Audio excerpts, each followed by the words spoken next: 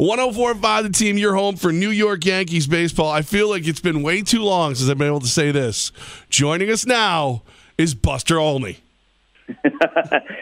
Yeah, but that's much more about you missing baseball than missing me. Let's be honest about it, right? I know, because I live just north of New York City.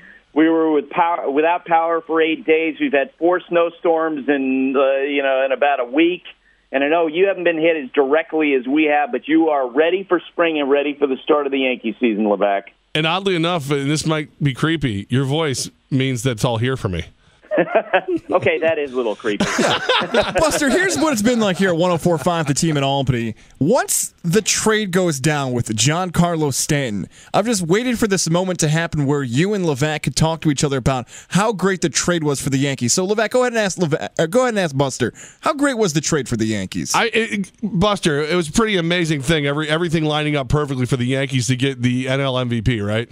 100%. You know, on that Wednesday of Aaron Boone's press conference, I was driving in beforehand, and I was getting ready to do some reporting, and so I called Brian Cashman, the Yankees general manager, and I asked him the question, hey, have you guys at all heard from the Marlins? Have they doubled back on you at all?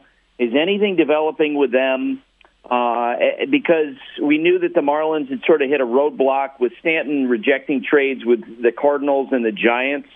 And Brian was like, no, I don't see anything developing there. And apparently, within hours after that call, the Marlins called the Yankees and said, are you interested now? And boom, within 24 hours, they had a deal because Stanton was ready to go. You know, and he knew that there weren't going to be a lot of opportunities for him to be traded. And it was a wipeout trade when you look at what the Yankees gave up. If you look at the Marlins taking on Starlin Castro's contract, if you can, and I've had general managers with other teams say to me, look, if you're a big market team and you can get a player as good as Stanton to be paid down in a contract of like $240 million over the next 10 years, that is a wipeout trade. Now, with that said, I don't think the trade comes without risks. You know, Stanton now has to play in a big market and deal with very different media dynamic than he had down with Miami. I also think that a lot of players struggle with the transition from the outfield to the DH, or from being an everyday position player to going with the DH. But it was a great trade for the Yankees, and that's the opinion of a lot of folks with a lot of other teams. We'll get to the expectations for the Yankees a little bit later on, but we want to talk about the new manager of the New York Yankees. I think the last time we spoke, it was rumored that Aaron Boone could be the next manager, and you had talked about how well Aaron Boone could be in a spot like this, but sure enough, here he is as the manager of the Bronx Bombers. What are our early takeaways from him inside that dugout?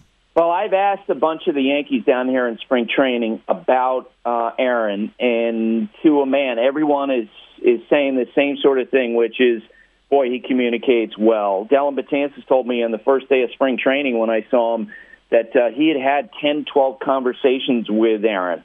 And they talked about a lot of different things. You know, Betances said to me, look, when he was a broadcaster, he'd come and talk with me, but he said, I talk to him all the time now. Other players say the same thing. And the managers in 2018 are asked to be a different animal than they were, when Billy Martin was the manager, when those guys were the field generals. Now they're essentially a conduit between the front office and players, and they are asked to get along with players, and they're expected to get along with players. And, I mean, Brian Cashman was pretty direct when they let Joe Girardi go, that they felt like the communication between Girardi and the players had waned. That's never going to be an issue with Aaron Boone, and I know that as someone who worked with him for a lot of years, not only communicating with me or other folks on the broadcast team, but the production assistant who's putting together the tape on Baseball Tonight, the person who's arranging the car to show up. Everyone loves Aaron Boone, and we saw that on Thursday before our broadcast of Boone's game against the Twins. The Yankees played the Twins, and all of the production people, cameramen, everyone couldn't wait to see him, and they're high-fiving him, they're giving hugs, and the whole thing. And that's kind of how the Yankee players early on, the first impression of Boone as well, because he is such a good person. We got Buster Olney back finally here on 104.5 The Team, brought to you by Tech East Fire and Water Restoration. So earlier this morning, Buster, I got the Vegas lines on like how many home runs. So I'm going to give you what they said for Judge and Stanton, and you tell me if you think they're dead on, too high or too low. Okay. Judge, they got him at 39.5. Absolutely too low, and I say that obviously there's the built-in caveat: injuries could change everything. Yesterday, when I saw Aaron, I asked him, okay, which player on this team is better than what you thought before you arrived? And without hesitation, goes Aaron Judge. He said, He said, this guy is such a student of the game. He understands the game. He understands the strike zone. But on top of that, he wants to rip your heart out as a competitor. And it's been interesting to see a lot of people assume that there's going to be a second-year regression. I think the guy has such an understanding of hitter and a command of the strike zone. I think he actually has a chance to be as good or better than he was last year. Giancarlo Stanton, they've got him at 43.5. Boy, I'd probably put him over because he goes from playing in that absolute canyon in Miami, which was the most acute pitcher's park for a lot of years, to going to Yankee Stadium where he's going to mishit a ball and fling his bat down in disgust and then watch it as it sails into those seats in right field. And also, I think he's going to benefit from the depth of the lineup. So I would take the over on both those. Tim Kirchin and I have had an argument about this. Okay, if you were to guess how many home runs these two guys would hit together, I think they are going to approach the Maris and Mantle numbers of 115 from 1961. Let's go! Wow. Levack is ready to just end the season right now. He almost fell out of his chair right there. Buster, I've taken out a loan to buy tickets for this year. Hey, Buster, I know you were covering the team yesterday. You also were working with one of the newest members of Sunday Night Baseball. That's Alex Rodriguez. What can baseball fans expect from A-Rod now in the broadcast booth? A lot of insight. The other day I talked to Phil Hughes, who, of course, played with Alex with the Yankees, and Phil is now with the Twins, and he came out right out the bat. He said he's going to be great because he just sees the game at a different level. I said, give me an example of that. And he talked about being in the dugout during the course of a game and how Alex had said to him and other players, yeah, I got it. I have the pitcher's pitches. I know exactly what's going on. He's tipping his pitches. He's going to throw a breaking ball, and sure enough, that's what he was throwing. And Phil said he's watching for 1, 2, 3, 4, 5, 6 pitches, looking for the telltale sign. He goes, he's not giving away anything. And Alex goes, no, watch the slight flex in his thumb before he throws the curveball. And you said, you know what? It must have been exhausting to be watching a game at that level and be that focused all the time, and that's what we're going to benefit from. What kind of bizarre world are we in, Buster, where everybody hates Jeter and loves A-Rod? Believe me, I had a lot of people say that this spring to me. Yeah, man, media members, players have said it to me with a smile. It's Derek is getting so much scrutiny down in South Florida, and Alex, a lot of excitement about him joining our broadcast booth.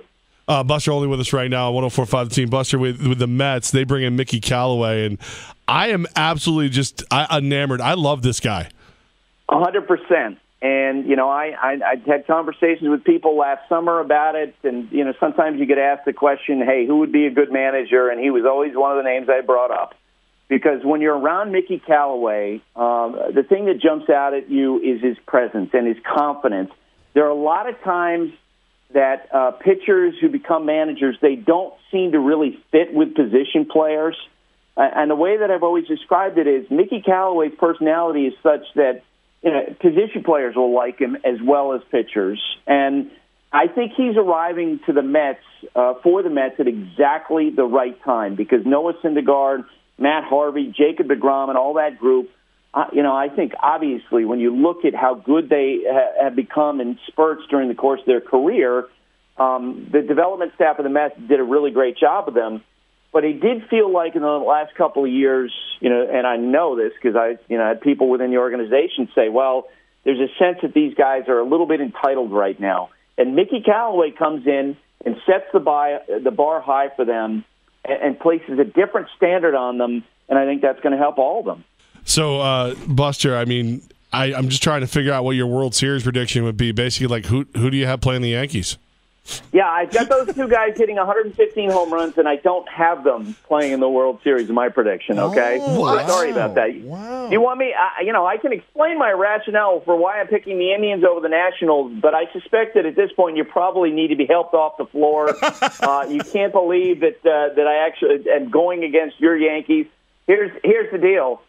The Yankees are terrific, I think, this year, and the Red Sox are terrific. And the problem is you're one of those two teams. You could have an amazing season, and you could wind up not winning the division, and your playoff run could last one game in that wild card game, and that could be a problem. The Red Sox, for whatever reason, I think because of how David Price pitched last year and his issues with Dennis Eckersley, it feels like that there's been so much negativity this spring around the Red Sox. They're a great team. Chris Sale basically carried that team last year.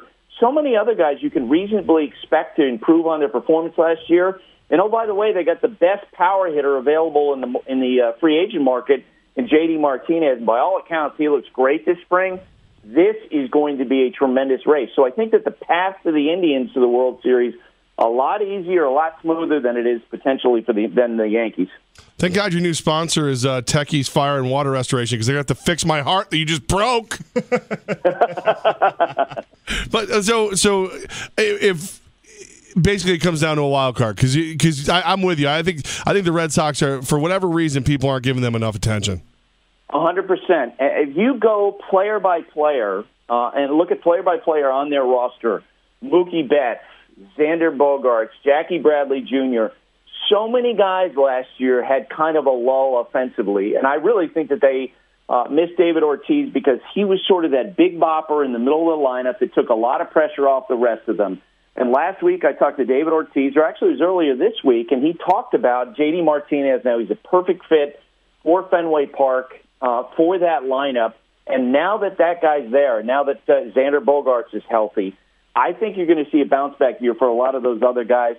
The issue for the Red Sox, I think, is the same as it is for the Yankees. Can the starting rotation hold up? But either way, it's a tremendous team, and I do think probably this year you've got the Orioles and maybe the Rays and maybe the Toronto Blue Jays who are going to have one foot out the door. So if they get off to a bad start, you might see those teams say, you know what, never mind, we're going to trade Manny Machado, we're going to trade Josh Donaldson, we're going to trade whoever, and we're going to turn the page and start looking ahead toward next year. So for the Red Sox and Yankees, they have a chance to dominate this division, and, man, there's going to be a lot of pressure to win the division because of the risk of the wild card game. I'd love to tell you, Buster, I'm the bigger person, and I won't bring this up if the Yankees make the World Series, but I won't lie to you. So, Buster, man, we are so happy you are back. It is, it feels like it's 20 degrees warmer outside just hearing your tone and talking about baseball, man. Thank you so much for joining us for yet another Yankee season.